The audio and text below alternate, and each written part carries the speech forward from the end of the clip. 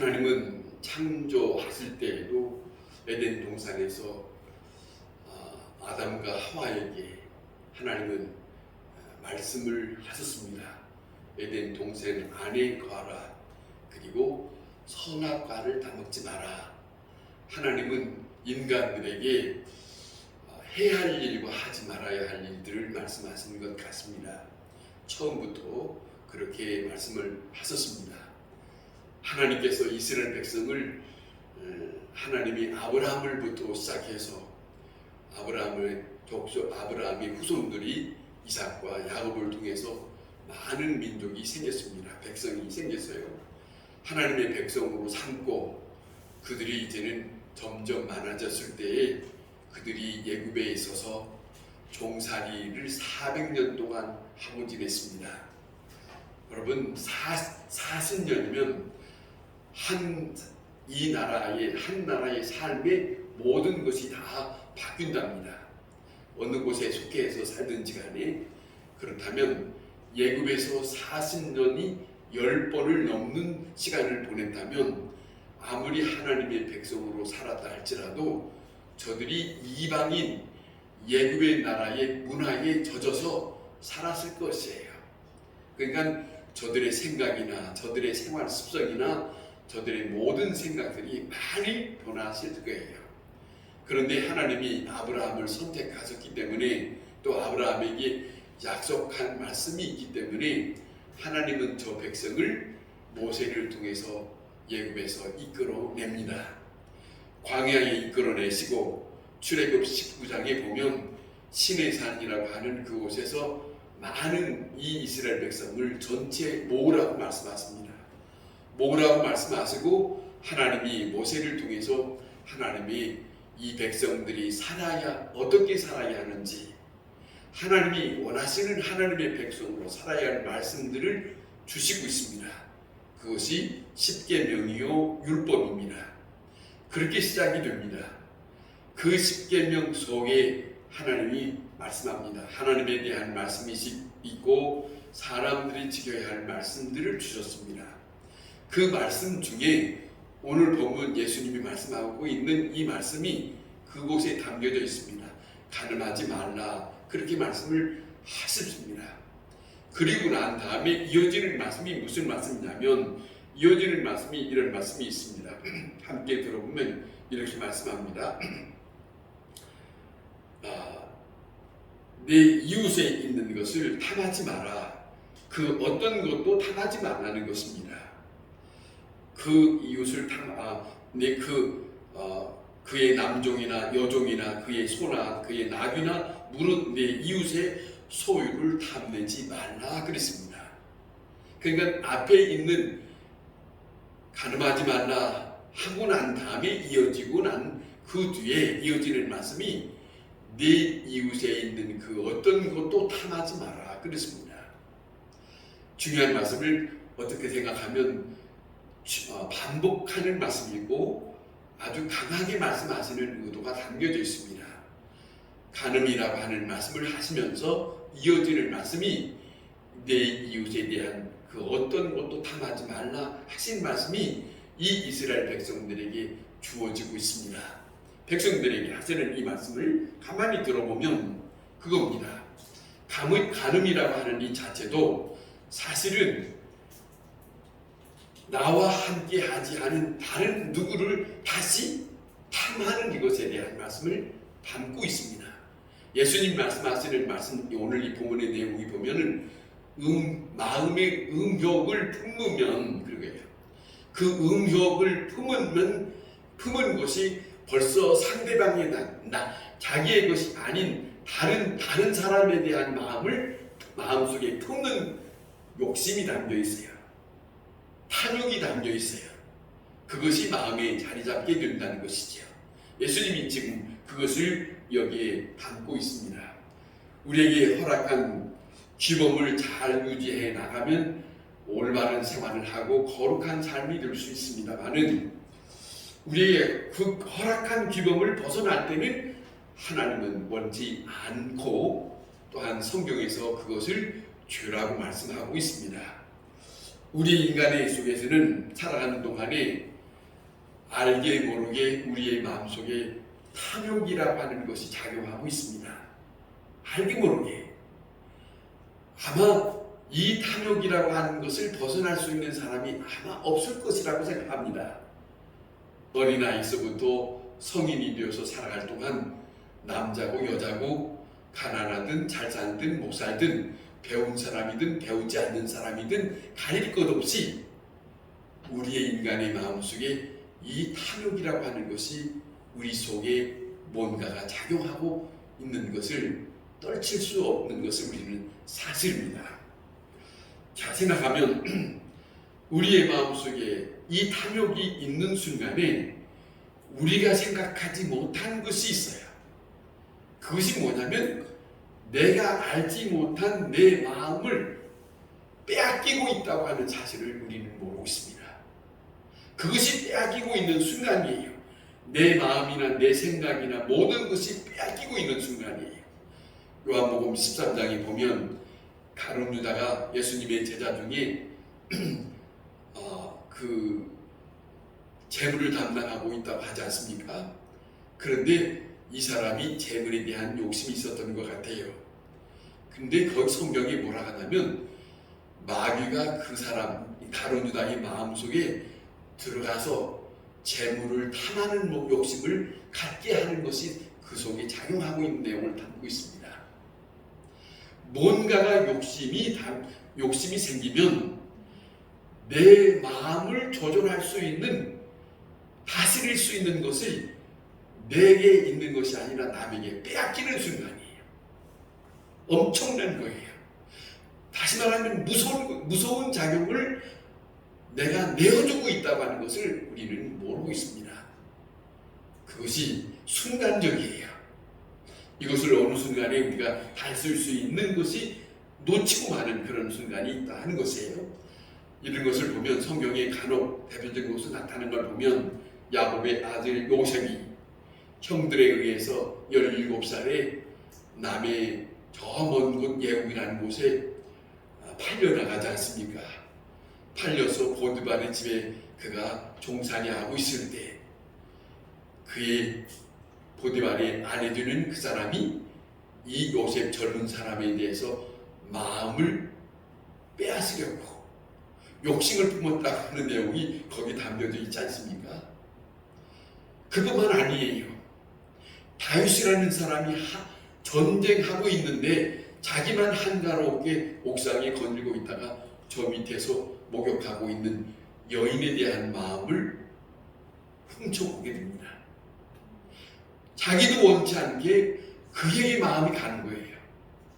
그에게 마음이 가서 그 마음이 이제는 자기가 그 밑에 내려가는 것이 아니라 자기의 신하를 내려보내서 그 여인을 데려오게 하지 않습니까?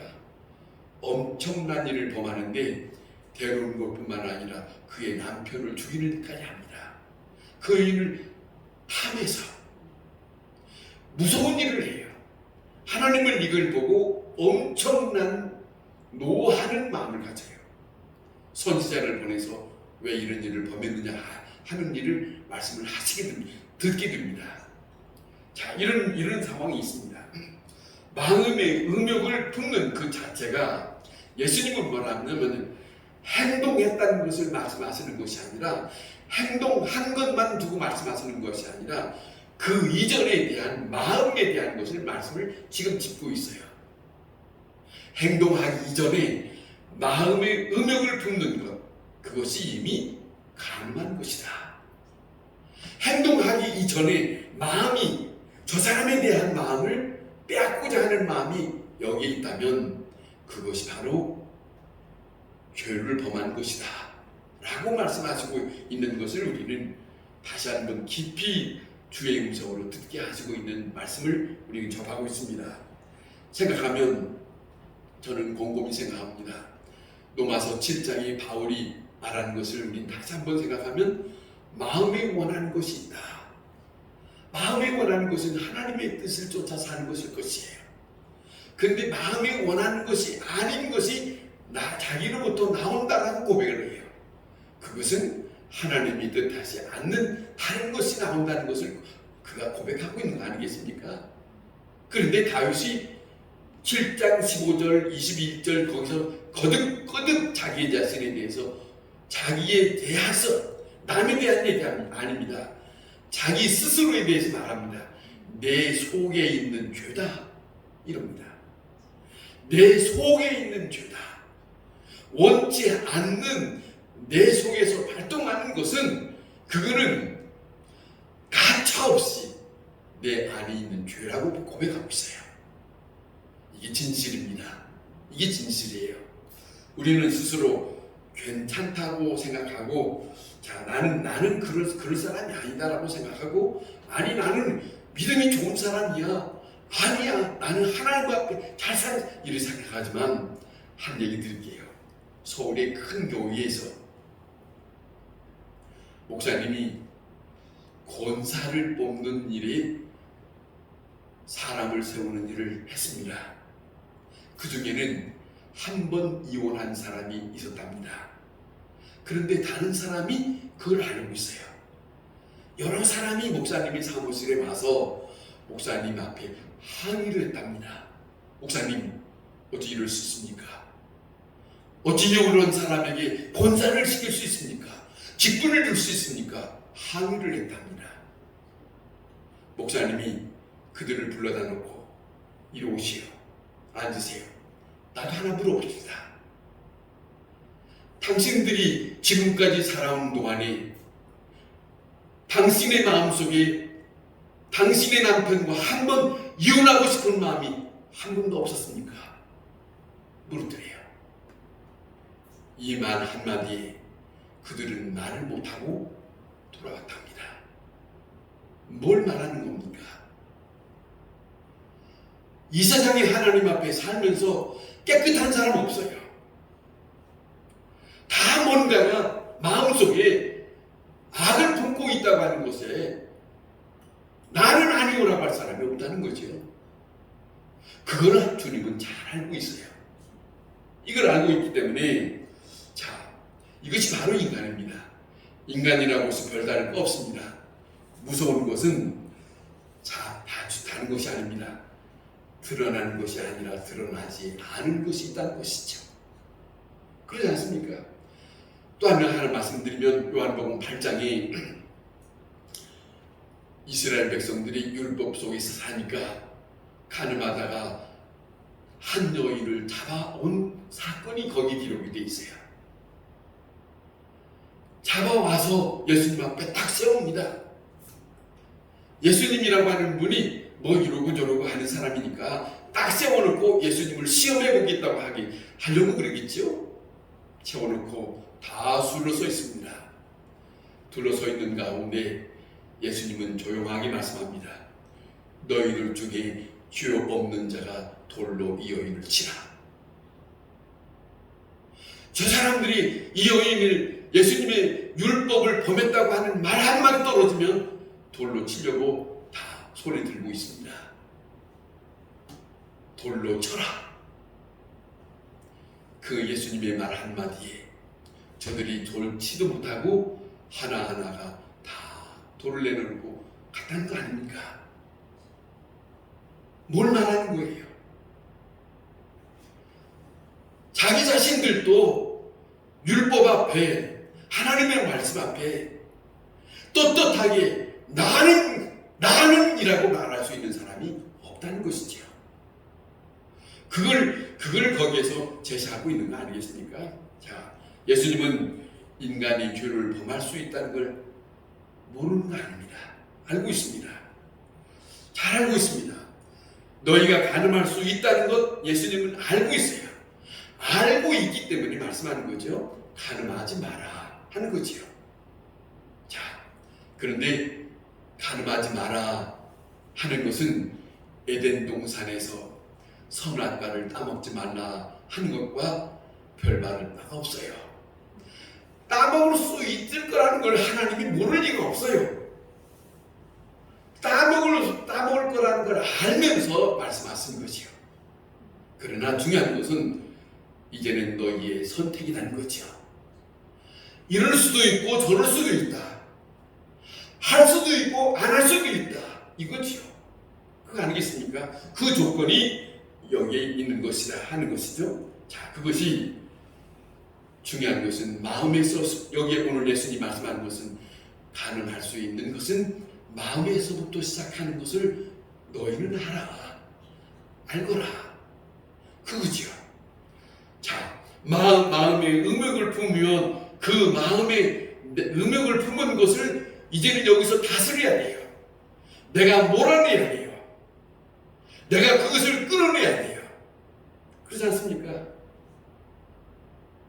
그런데 끌어내지 못하고 그것이 자리 잡을 수 있도록 내가 허락하면 나는 움직이게 돼 있어요. 움직이게 돼 있어요. 그것을 누구도 피할 길이 없어요. 보세요. 생각해 봅시다. 사람은 한 사람의 잘못을 보고 얘기합니다마는 그러나 주님은 그 사람의 속을 보고 말씀하시지 않습니까? 사람의 속, 마음의 깊은 것을 보고 말씀하고 있지 않습니까? 자, 심령 속에, 자, 문제는 예수님이 이렇게 말씀합니다. 너희의 자신이 가지고 있는 지체가 있지 않느냐? 보는 눈으로부터 시작되는, 자, 보세요. 생각하면 그렇지 않습니까? 만약에 사실은 뭐 이렇게 말해도 자, 이해가 될지 않을 또 반항할 수 있을 수 있어요. 눈으로 볼 수 있기 때문에 그것이 본 것이 내 안에 들어와서 생각하고 그 다음에 내 마음속에 느낌과 그 다음에 판단이 여기서부터 일어나요. 만약에 볼 수 없었다면, 내가 장님이었다면 생각은 다를 수 있겠죠. 그러잖아요. 보지 못하는 장님은 아무리 이 세상이 보는 사람이 아무리 이 세상이 아름답다 한다 할지라도 보지 못한 사람은 보지 못했기 때문에 말할 수 없어요. 그리워할 수도 없고 그것에 대해서 어떤 느낌도 받을 수 없어요. 그런 것처럼 보는 사람만은 그 보는 거에 따라서 내 마음에 끌리기도 하고 물리칠 수 있기도 하기도 하고 다스릴 수 있는 것이 있다는 것을 주님은, 자, 너는 너희에게 보는 눈에 지체가 있지 않느냐? 그 사람을 끌어들일 수 있는 손이 있지 않냐? 지금 이 말씀하는 거죠. 자, 그런데 이런 말씀합니다. 이제는 너희의 몸의 지체 때문에 지옥에 가는 것보다 지체를 버리고 온몸이 지옥불에 가지 않는 것이 낫지 않느냐고 말씀합니다. 중요한 것은 지체가 있지만 중요한 것은 우리의 마음, 깊은 마음 속에서 이것을 다스려야 돼요. 다스려야 되는데 중요한 것은 다스릴 수 있는 것은 다른 데 있는 게 아닙니다. 우리의 몸으로는 다스리기가 어려워요. 왜? 우리의 마음에는 욕심이 끌리거든. 그러나 중요한 것은 다스릴 수 있는 것은 나에게 거룩한 길을 오게 하시는 그분이 나에게 생명을 주시기 위해서 나에게 말씀하셨으니 그 말씀이 들려져야 된다. 그렇잖아요. 에덴 동산에서 하나님이 선악과를 먹지 말라 했을 때는 먹지 마라 하는 말은 거기에는 깊은 의도가 있으니까 안 했어야 하거든요. 그런데 따먹고 난 다음에 후회할 수 있나요? 그분이 바라보시는 그 동산에서 숨을 수 있나요? 아무리 가리운다 할지라도 숨을 수가 없거든요. 자, 이런 일이 벌어진다는 것을 주님은 아시는 거죠. 우리도 잘합니다. 우리 자신이, 육신을 가지고 있는 우리 자신이 우리의 자신 속에, 우리 같이 생각해 봅시다. 우리의 마음속에 끌리는 욕심을 끊기가 쉬워요? 어려워요. 어렵습니다. 그러잖아요. 어려운 것을 믿는 사람으로서, 하나님의 음성을 듣는 사람으로서만이 다스릴 수 있는 것도 사실은 여간 주님 앞에 맡기는 마음이 강하지 않고서는 쉽지가 않아요. 이것이 우리에게 놓여졌어요. 주님이 말씀합니다. 이것이 바로 어디서부터 시작했느냐? 예굽에서 이끌어낸 하나님의 백성들에게 말씀하시고, 이 말씀은 오늘도 유효하게 주님은 바라시고 있어요. 자, 그런데 어렵지요. 사도 바울은 말합니다. 고린도전서 9장에서 그는 27절에서 말합니다. 믿음으로 살아온 동안에 많은 것을 알고 있어요. 경험했어요. 그렇기 때문에 이런 말합니다. 내 몸을 쳐서 복종케 한다고. 왜? 이런 말합니다. 뭐라고 말하냐면 버림받을까봐 두려워함이니라 그래요. 믿는 사람에게는 여러분 사실은 생각해 보세요. 모든 사람에게 하나님의 말씀을 듣고 살아도 죄를 범하지 않는다고 보장 못합니다. 그러니까 사도 바울도 그런 거예요. 자, 데살로니가 가서 그쪽에 가서 끝부분에 가서 너희의 믿음을 보존하라 하는 말씀을 전하고 있는데, 끝까지 주님의 말씀을 통해서 내 자신의 지체를 다스리면서 잘 감당할 수 있는 것이 우리에게 주님은 부탁하고 있습니다. 주님이 해주시는 게 아니에요. 이미 이것은 창세기의 에덴 동산에서부터 너희가 이것을 하라고 부탁하는 거예요. 사람에게 강요는 없습니다. 우리의 몫입니다.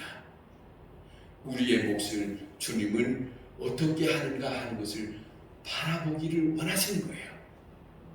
잘 알고 있습니다. 오늘도 우리가 솔직하게 우리의 마음속 행동으로 나타나기 이전에 행동으로 나타난 것을 통해서 비난할 것이 아니라, 비난하기 전에 사실은 우리 속에도 그것이 없지 않아 있지 않는가 하는 생각을 하고 다시 우리의 마음을 주님 앞에 다시 한번 바로 세울 수 있는 그런 심정이 믿음으로 사는 사람의 도리가 아닌가.